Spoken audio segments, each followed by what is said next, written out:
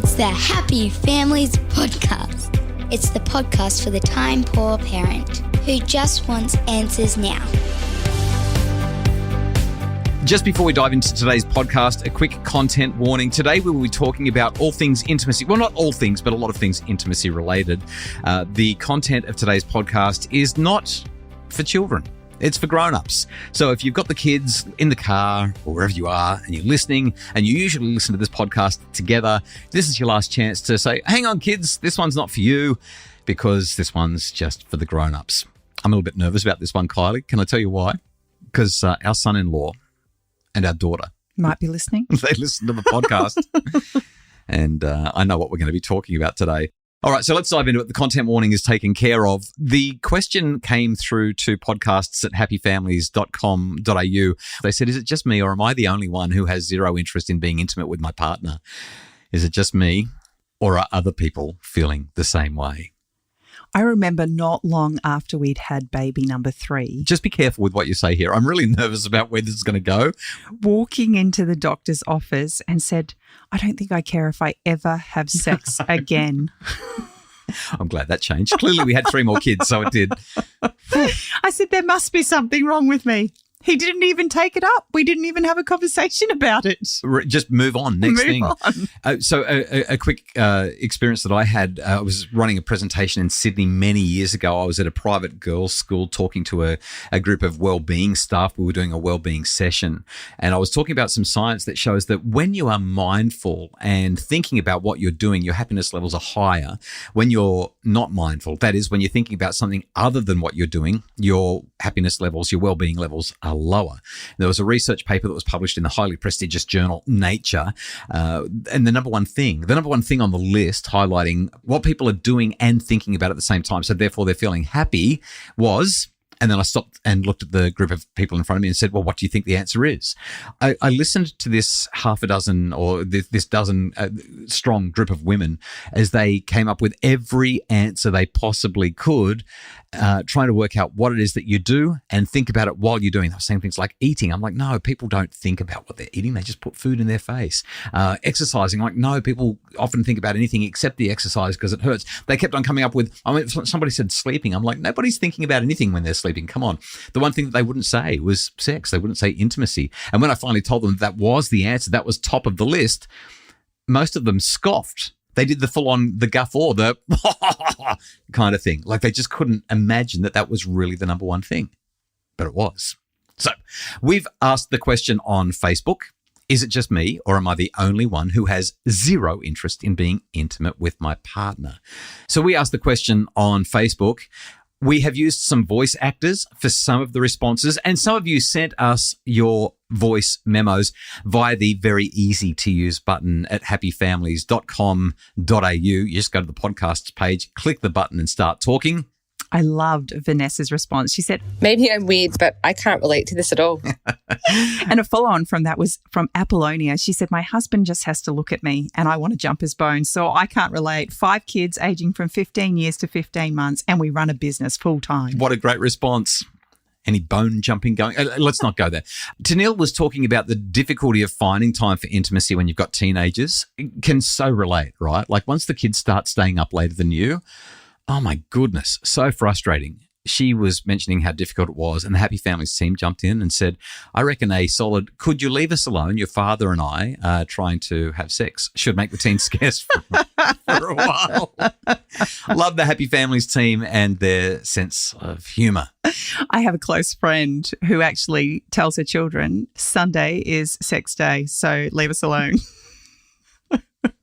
I don't know if I've heard that story. I'm not sure how I feel about it. I guess if it gets... But anyway, let's move on. Lynn Dieter from the UK said, this is a real thing and it could be for the following reasons. Number one, we just went through a pandemic and we're fearing World War III. So there's just there's a bit of stuff going on. Number two, also there are global economic crises which have increased inflation and created more stress in couples. So I think that's more likely than the first one, just the stress in couples. Number three, pornography addiction for some men, which creates contempt and resentment from their wives for having to have them as their partner. Received a number of private emails. People just emailed us, podcasts@happyfamilies.com.au, emphasizing how big of an issue explicit content online is. Number 4, screen addiction, which creates mental overload on top of the most overloaded generation. Now, I would add to what Lendita has said here, just being on your phone, because when you're on your phone, you're kind of sending this signal to everybody else that the phone's more important and therefore you're not willing to engage with them. That is an intimacy killer. I hate it when I come into the bedroom and you're on the phone. And I know you feel the same way when you walk into the room and I'm on my device. Whereas when that phone is down and you have eye contact and you look at each other and smile and say, how about it? It's just something different, right? Number 5, raising children without a village, which is a deviation from how humans were raised in the past. Number 6, all of the above can impact mental health. And there was a whole lot more that Lindita from the UK threw in there. I think they're all reasonable, some of them much more than others. It's tough when there's so much going on that takes up your cognitive headspace and doesn't allow you to step into the intimate zone. Eliza said, I feel like a lot of women need to be wooed in order to feel in the mood for intimacy. There are so many things on our to-do list and we struggle to compartmentalise. If there are things to do on the list, then I can imagine some may struggle to start another task or to relax to enjoy time together.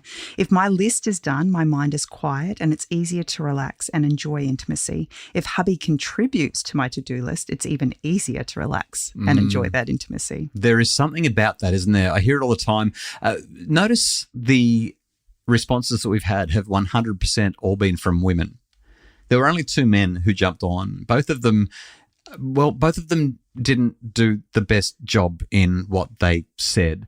And one guy in particular really created a bit of a storm. His name was Jace. Jace jumped in there and said, well, reading a lot of the comments from women that complain about housework, stress, being tired, the men not being a mind reader, etc., it's all just cop-outs. Start looking for the reasons why it should be happening, not justifying the reason it's not. Look after him, ladies, or you'll kill your marriage. It's that simple. Ouch. I can see why that wasn't necessarily the most popular response. And our last one I wanted to share was actually from Kylie. She said, oh boy, can definitely relate. Menopause has finished off my already struggling libido. Did you just say Kylie? Oh, hang on, no, it's not you because not going to say anything about menopause yet, but you're not there yet. Go ahead. My husband is pretty understanding, but it's something else to feel guilty about because physical intimacy just feels like something else on my to-do list nowadays. I miss the old me, and I hope I come back at some stage. Oh, boy.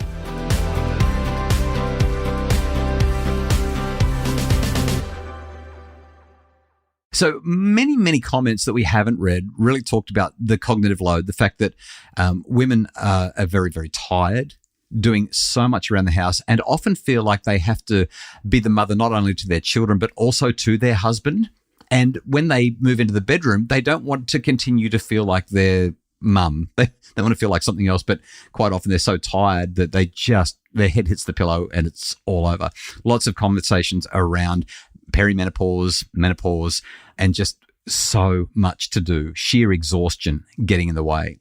We are not sex therapists, but we have some ideas that we think might be helpful if you're worried that it is just you and that you're not getting enough noggy, you're not getting enough of the good stuff in the bedroom.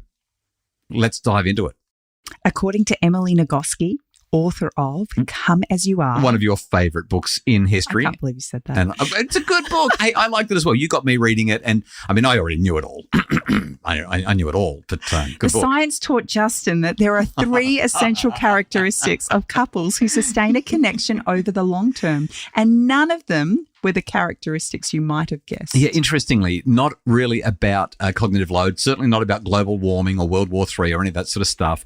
The 3 characteristics are, number 1, if you want to sustain a strong sexual connection, you got to like each other. You like, no, I know that sounds really obvious, but you got to look at that person and think, you really mattered to me. I want to prioritize you. I trust you. I admire you. You're the kind of person that I would like to share this intimate experience with. So I'm going to go a little bit further. Yeah. The girls were asking me the other day to kind of just retell our story, how we met and all the girls as in our daughters. Yeah. And as I was talking to them, I shared with them how it felt the day we got married. I remember waking up that morning and just being so excited. There was no anxiety. There was no concern about whether I was making the right choice or not. I was just so excited that today I was going to be making a commitment to spend the rest of my life with my very best friend. Yeah. And over the years, we've both shared that we had that exact same feeling. I had that conversation with my best man as we were driving to the wedding venue. And I think for anyone who chooses to spend a lifetime with someone, we've had those experiences. We've had that feeling of wanting to spend a lifetime together.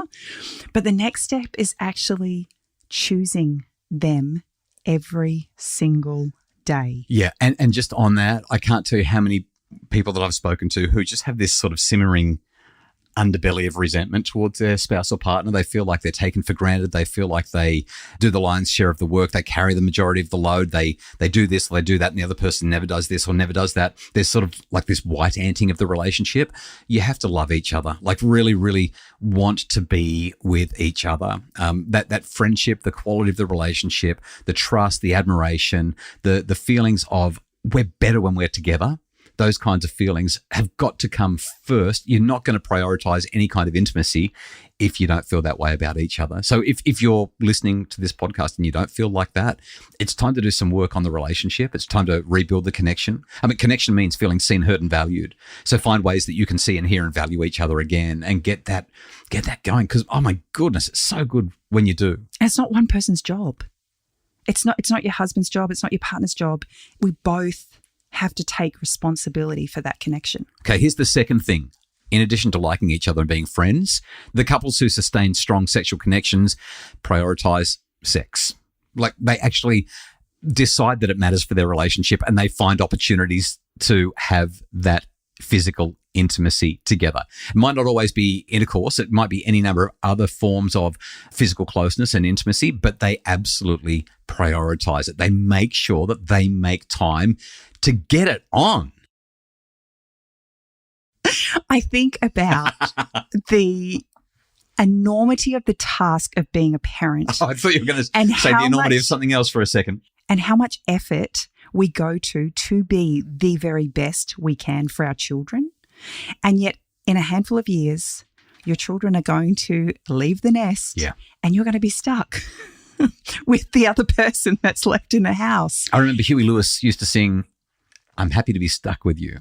And I mean, I can't think of anything better than being stuck with you. That would be my dream. That's my ultimate fantasy. Anyway, carry on. But it's the prioritization, right? The prioritization of the intimacy in the relationship. Well, and I think when you kind of do an inventory of your life and your relationships, where are you putting most of the energy?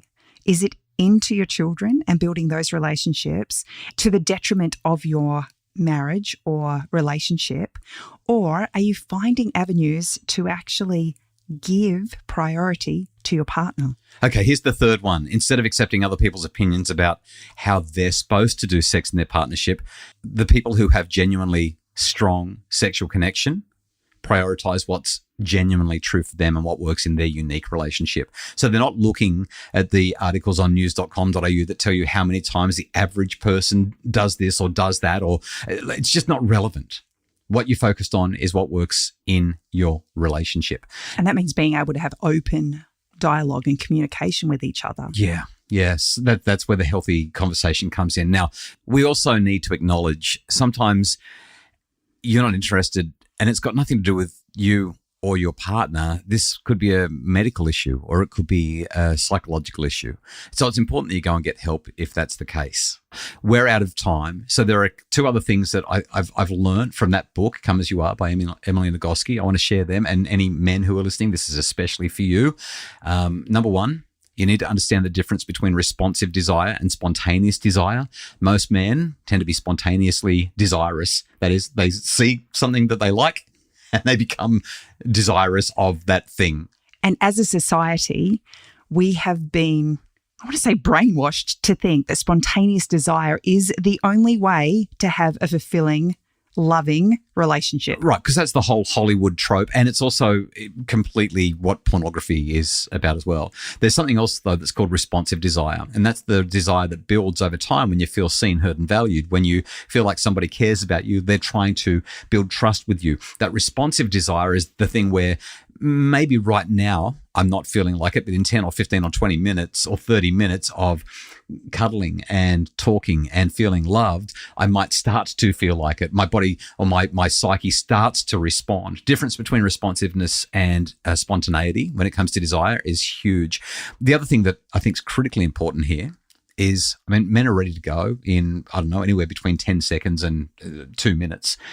Whereas for women, there's some pretty strong evidence that indicates a good 40 minutes minimum to get things warmed up and humming so that we can have a high level of a highly pleasurable experience. So men, don't rush it. Don't rush it at all. The second point that I want to make is that you've got to emphasize female pleasure. It's not about you. And if you emphasize female pleasure, you are going to have a good time. Guaranteed. Like, you're going to have a good time anyway. But if you emphasize female pleasure, then your partner, your wife, is going to have a great time, which means that you're guaranteed to have a good time because you'll be glad that she had a good time, which makes your time even better, is what I'm trying to say. So I don't want to overshare, but I'm just going to say this. I have 2 rules when it comes to our relationship and the opportunity that we have to be together when the kids aren't banging on the door or whatever it is. Rule number 1, slow things down. And rule number 2, it's not about me. And I've found that those 2 rules have served, I was going to say me, served us well. You're just looking at me and blushing right now. Should I have not have shared that? I only have 1 rule. Right. It's be in the moment. Right. Yeah. What a great rule. What a great rule. We hope that this has been a compelling podcast for you. We hope that it's given you a few ideas to reinvigorate your love life and hopefully make your family happier. Thank you so much, Justin Roulon from Bridge Media, who is our podcast producer. For more information about making your family happier, visit happyfamilies.com.au.